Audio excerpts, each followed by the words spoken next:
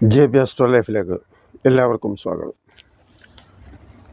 ഈ ചിങ്ങമാസം 10-ാം തീയതി ആഗസ്റ്റ് 26-ാം തീയതി തിങ്കളാഴ്ചയാണ് അഷ്ടമിരോഹിണി എന്നുള്ള വിവരം എല്ലാവരും അറിഞ്ഞിട്ടുള്ള കാര്യമാണ്. അഷ്ടമിരോഹിണി നമുക്ക് തരുന്ന സന്ദേശം എന്താണ്, അതിൻ്റെ സൂചന എന്താണ് എന്നുള്ള ഒരു കാര്യവും, അതുപോലെ തന്നെ അഷ്ടമിരോഹിണി, അഷ്ടമിയും രോഹിണിയും ചേരുന്ന സമയം എപ്പോൾ തുടങ്ങി എപ്പോൾ അവസാനിക്കുമെന്നും, അത്രയും സമയം ഏതൊക്കെ രാശിക്കാരെ സംബന്ധിച്ചിടത്തോളം അഷ്ടമിരോഹിണിയുടെ ഒരു പ്രാധാന്യവും ഗുണവും അതുപോലെ തന്നെ ഈശ്വരാനുഗ്രഹവും ഒക്കെ ലഭിക്കുമെന്നും വിശകലനം ചെയ്ത് നോക്കാം. അതായത് അഷ്ടമിരോഹിണി എന്ന് പറയുന്നത് തന്നെ നിങ്ങൾക്കറിയാം, മഹാവിഷ്ണുവിൻ്റെ അവതാരമായ ശ്രീകൃഷ്ണൻ്റെ ജന്മദിനത്തെ സംബന്ധിക്കുന്ന കാര്യമാണ്.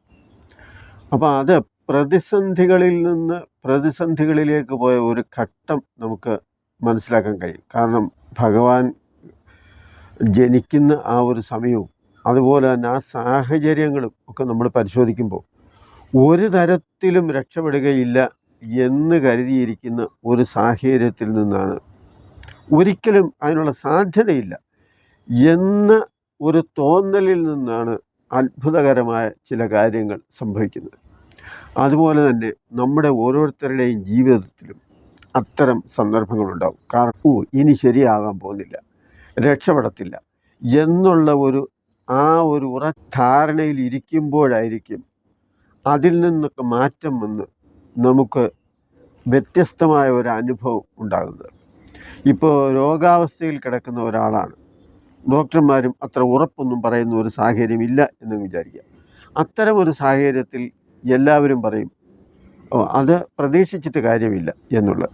പക്ഷേ ആത്മവിശ്വാസം ആ വ്യക്തിക്കുണ്ടെങ്കിൽ, ആ വ്യക്തിക്കൊരു ഈശ്വരാധീനമുണ്ടെങ്കിൽ അത്ഭുതകരമായി രക്ഷപ്പെടുന്ന പല സാഹചര്യങ്ങളും ഉണ്ടാവും.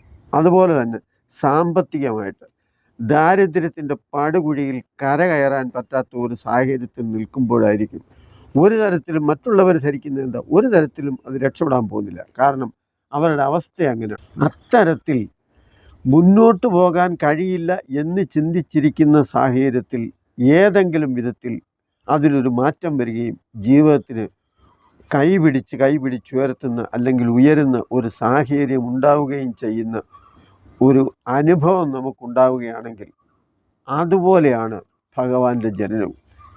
കാരണം ഒരു ഈച്ച പോലും കംസനറിയാതെ ചലിക്കാൻ പറ്റാത്ത ഒരു സാഹചര്യത്തിൽ തടവറയിൽ നിന്ന് ഓരോരുത്തരായി ജന്മമെടുക്കുകയും അവരെയെല്ലാം വധിക്കുകയും 8ാമത്തെ പുത്രൻ്റെ ജനനത്തിന് വേണ്ടി കാത്തിരിക്കുകയും ചെയ്യുന്ന ആ ഒരു സാഹചര്യത്തിലാണ് അതിനെയെല്ലാം അതിജീവിച്ചുകൊണ്ട് ഭഗവാൻ ജനിക്കുന്നത്.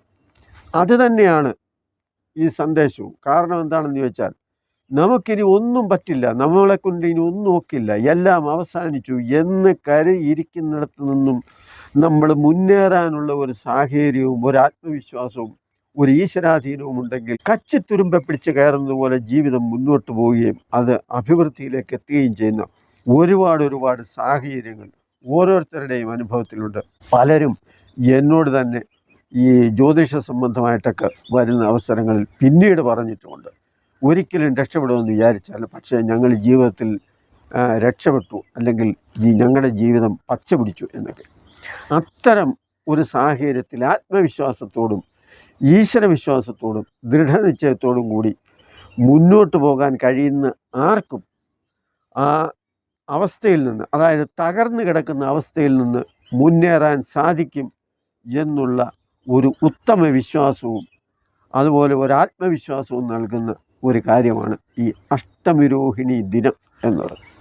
അഷ്ടമിയും രോഹിണിയും ഒന്നിച്ചു വരുന്ന ഒരു ദിവസത്തിന് അതിൻ്റെ പ്രാധാന്യവും മറ്റു വർഷങ്ങളിൽ എല്ലാ വർഷവും അഷ്ടമിരോഹിണി ആഘോഷിക്കാറുണ്ട്. എന്നാൽ അതിൽ നിന്നൊക്കെ വ്യത്യസ്തമായി ഈ വർഷത്തെ പ്രത്യേകത എന്താണ് എന്നുള്ളത് കൂടി ജ്യോതിഷപരമായി നമുക്കൊന്ന് വിലയിരുത്താം എന്നുള്ളതാണ്. ചിങ്ങം 10-ാം തീയതി ആഗസ്റ്റ് 26-ാം തീയതി തിങ്കളാഴ്ച പകൽ 3:57 രോഹിണി നക്ഷത്രം തുടങ്ങി. അപ്പോഴാണ് രോഹിണി തുടങ്ങുന്നത്. രാത്രി 2:22 വരെ അഷ്ടമിയും നിലനിൽക്കുന്ന ഈ ഒരു സമയമാണ് യഥാർത്ഥത്തിൽ അഷ്ടമി രോഹിണി എന്ന് പറയുന്ന, അഷ്ടമിയും രോഹിണിയും ചേർന്ന സമയം, അല്ലെങ്കിൽ ജന്മാഷ്ടമി എന്നൊക്കെ പറയും. ഈ സമയമാണ് ഭഗവാൻ അഷ്ടമിയും രോഹിണിയും ചേർന്ന് വരുന്ന സമയത്ത് ഏറ്റവും കൂടുതൽ ഭാഗ്യം വരുന്ന ചില രാശിക്കാരും അതുപോലെ അവരെ സംബന്ധിച്ചുള്ള ഒരു കാര്യമാണ് പറയുന്നത്. കാരണം അഷ്ടമിയും രോഹിണിയും ചേർന്ന് വരുന്ന രാശി ഏതാണ് എന്നുള്ളത്. അത് 3:57 മുതൽ രാത്രി 2, അതായത് പകൽ ഉച്ച കഴിഞ്ഞ് 3:57 മുതൽ രാത്രി 2:22 വരെയുള്ള ആ ഒരു സമയത്ത് ഉദിച്ചു നിൽക്കുന്ന രാശിയെക്കുറിച്ച് നമ്മളൊന്ന് ചിന്തിക്കുമ്പോൾ, ധനു രാശിയിൽ ഒരു 5 മിനിറ്റോ 6 മിനിറ്റോ വളരെ കുറച്ച് സമയം മാത്രം ധനു രാശിയിൽ തുടങ്ങുന്നു. അതിനുശേഷം മിഥുനൻ രാശിയിൽ ഏതാണ്ട് 1 മണിക്കൂറോളം കടന്നുപോയി ഈ അഷ്ടമി രോഹിണി അവസാനിക്കുകയും ചെയ്യുന്നു. അതിൻ്റെ പ്രത്യേകത എന്താണെന്ന് ചോദിച്ചാൽ, ചന്ദ്രൻ ഉച്ചരാശിയിൽ വരുന്ന ഒരു ഇടവക്കൂറിൽ ചന്ദ്രൻ നിൽക്കുന്ന ഒരു സമയം, അതുപോലെ ഇടവത്തിൽ നിൽക്കുന്ന വ്യാഴവുമായിട്ട് ചന്ദ്രൻ യോഗം ചെയ്തു വരുന്നു എന്ന് പറയുമ്പം അതും കുറച്ചുകൂടി മെച്ചപ്പെട്ട ഒരു കാര്യമാണ്. ഇടവത്തിൽ നിൽക്കുന്ന ചന്ദ്രനെ സംബന്ധിച്ച് പറയുമ്പം സൗന്ദര്യവും പ്രതാപവും ധനവും സൗഭാഗ്യവും ബന്ധുബലവും ത്യാഗമനോഭാവവും മനസ്സിന് സന്തോഷവുമൊക്കെ നൽകുന്ന ഒരു ഗ്രഹമാണ് ഈ ഇടവം രാശിയിൽ നിൽക്കുന്ന ചന്ദ്രൻ. ഇടവം രാശിക്കൂറിനെ സംബന്ധിച്ച് പറയുമ്പോൾ 5-ാം ഭാവമായിട്ട് വന്നാൽ ഗോപികമാരെ പോലെ സുന്ദരികളായ സന്താനത്തെ പ്രദാനം ചെയ്യാനും കഴിയുന്ന ഒരു ഭാവം, ഒരു രാശി. ഇടവൻ രാശിയിൽ നിൽക്കുന്ന വ്യാഴം, കാരണം ചന്ദ്രൻ ഒറ്റയ്ക്കല്ല വ്യാഴത്തോടൊപ്പമാണ് നിൽക്കുന്നത്. ആ വ്യാഴം ശരീരസുഖവും സമ്പത്തും അനുഭവ ഗുണവും ബന്ധുക്കളുടെ സഹായവും എല്ലാവരും ഇഷ്ടപ്പെടുന്ന സകല ജനപ്രിയനായി വളരെ ഔദാര്യശീലം ഉള്ളവനായി ഒരു വ്യക്തിയായി കഴിയാനുള്ള സാഹചര്യം ഉണ്ടാക്കുന്നു എന്നുള്ളതാണ്. ഈ വ്യാഴവും ചന്ദ്രനും ഒരു രാശിയിൽ ഒന്നിച്ചു നിൽക്കുമ്പോൾ ഈ ചിങ്ങമാസം 10-ാം തീയതിയെ ഉള്ള അഷ്ടമി രോഹിണിക്ക് മറ്റൊരു പ്രധാനപ്പെട്ട ഒരു കാര്യം കൂടിയുണ്ട്. എന്താണെന്ന് ചോദിച്ചാൽ അത് തിങ്കളാഴ്ചയാണ് എന്നുള്ളതാണ്. ആ തിങ്കളാഴ്ചയുടെ പ്രത്യേകത എന്താണെന്ന് ചോദിച്ചാൽ, തിങ്കളാഴ്ച ചന്ദ്രന് ഏറ്റവും നല്ല ബലമുള്ള, അതായത് വാരബലവാൻ എന്നാണ് പറയുന്നത്. ആഴ്ചയുടെ ബലം ഏത് വാരാധിപതിയാണോ ആ വാരാധിപതിക്കുണ്ട്. അപ്പോൾ തിങ്കളാഴ്ച എന്ന് പറയുമ്പോൾ ചന്ദ്രൻ ഏറ്റവും നല്ല ബലവും സ്ഥാനവുമുള്ള ഒരു ദിവസം കൂടിയാണ് എന്നുള്ളതാണ്. ആ ചന്ദ്രനാണ് ഉച്ചരാശിയിൽ നിൽക്കുമ്പോൾ നമ്മുടെ അഷ്ടമി രോഹിണി ദിനമായി വരുന്ന ഒരു സന്ദർഭം വരുന്നത്. ഇനി വ്യാഴത്തെ സംബന്ധിച്ച് പറഞ്ഞാൽ, വ്യാഴവും ചന്ദ്രനുമാണല്ലോ ഒരു രാശിയിൽ നിൽക്കുന്നത് എന്ന് പറഞ്ഞത്. കാരണം ചന്ദ്രനോടൊപ്പം, ചന്ദ്രൻ ഒറ്റയ്ക്കല്ല ഈ അഷ്ടമി രോഹിണിക്ക് എന്നുള്ളതാണ് ഏറ്റവും പ്രധാനപ്പെട്ട ഒരു കാര്യം. കാരണം സർവേശ്വരാണാം ഗുരു എന്ന് പറയുന്നത് പോലെ സകല ദേവന്മാരെയും ചിത്രീകരിക്കുന്ന, അല്ലെങ്കിൽ സാന്നിധ്യം അരുളുന്ന, അവരെയെല്ലാം സൂചിപ്പിക്കുന്ന ഒരു സകല ഗുണസമ്പന്നനായ ഒരു ഗ്രഹമാണ് വ്യാഴം. ആ വ്യാഴത്തോടൊപ്പമാണ് ഈ അഷ്ടമി രോഹിണിയിൽ ചന്ദ്രൻ നിൽക്കുന്നത് എന്ന് പറയുമ്പോൾ ഈ വർഷത്തെ 2024 അഷ്ടമി രോഹിണി അത്രമാത്രം പവർഫുള്ളാണ് എന്നുള്ള ഒരു കാര്യം കൂടി നമ്മൾ ആലോചിക്കണം എന്നുള്ളതാണ്.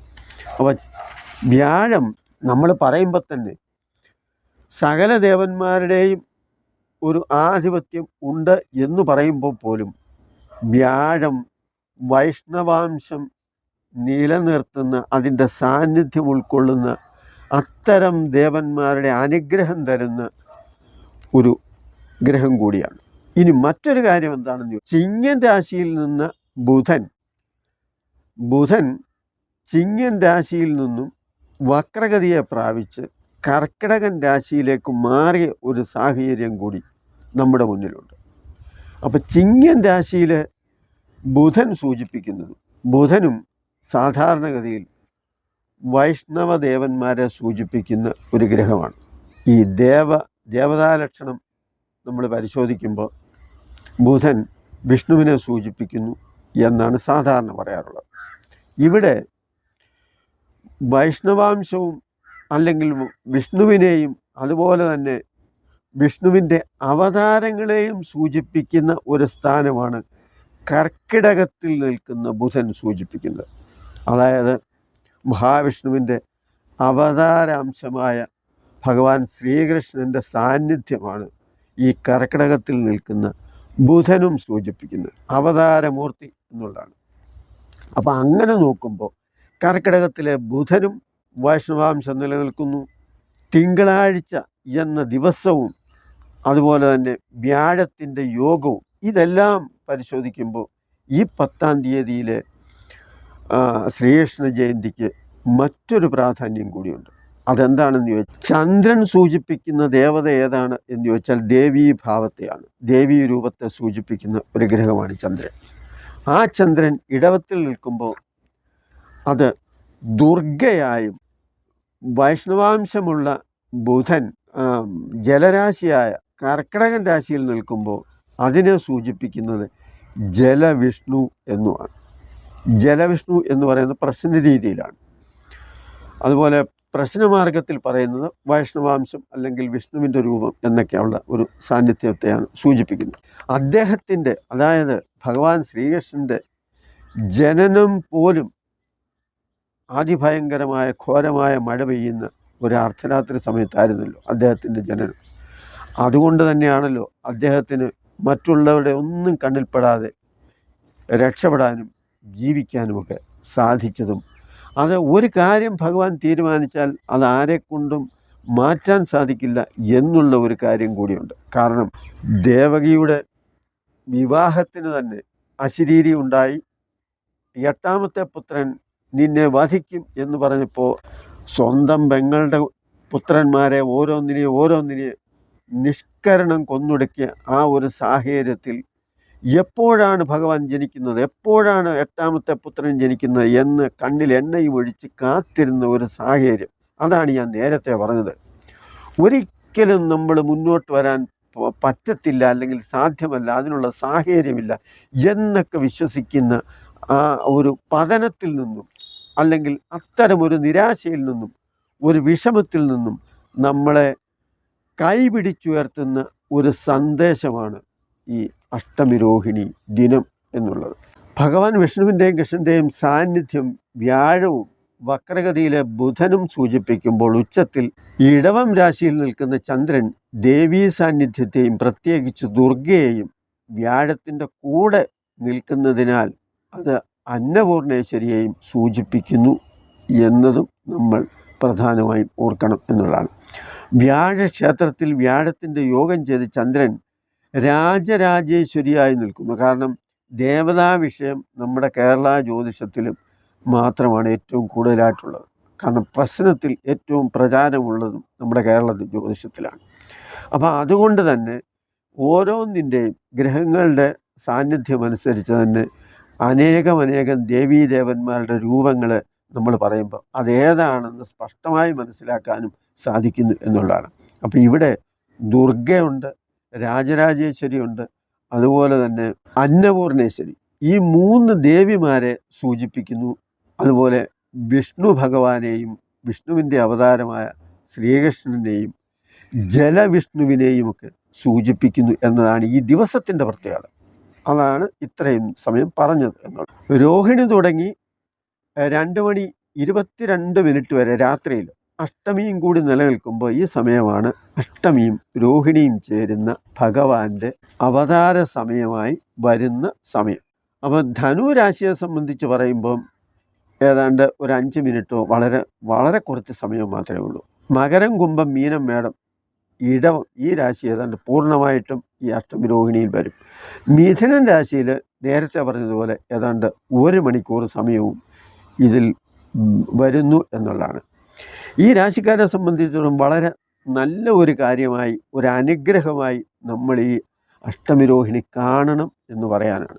കാരണം ധനുരാശി എന്ന് പറയുമ്പോൾ ഉത്രാടം നാൾ 5-6 മിനിറ്റേ ഉള്ളൂ. അപ്പോൾ ഉത്രാടം നക്ഷത്രമേ അതിനകത്തിൽ വരാൻ, കാരണം മൂലം, പുരാടം, ഉത്രാടം. അപ്പോൾ അവസാനത്തെ നക്ഷത്രമേ അതിനകത്ത് വരാൻ സാധ്യതയുള്ളൂ. ഉത്രാടം, തിരുവോണം, അവിട്ടം, ചതയം, പൂരിട്ടാതി, ഉത്രട്ടാതി, രേവതി, അശ്വതി, ഭരണി, കാർത്തിക, രോഹിണി, മകയിരം, തിരുവാതിര ഇത്രയും നക്ഷത്രമാണ് ഈ അഷ്ടമിരോഹിണി സമയങ്ങളിൽ നമുക്ക് അനുഭവപ്പെടുന്നത് എന്നുള്ളതാണ്. ഇതിൽ തിരുവാതിര 1 മണിക്കൂറേ വരുന്നുള്ളൂ എന്നതുകൊണ്ട് തന്നെ അത് മകയിരവും തിരുവാതിരയുടെ ഭാഗവും മാത്രമേ അതിനകത്തിൽ വരാൻ സാധ്യതയുള്ളൂ. കാരണം അവസാനം പുണർദം വരുന്നത് ഇങ്ങോട്ട് കിട്ടുമോ ഇല്ലയോ എന്നുള്ളത് സൂചിപ്പിക്കുന്നില്ല.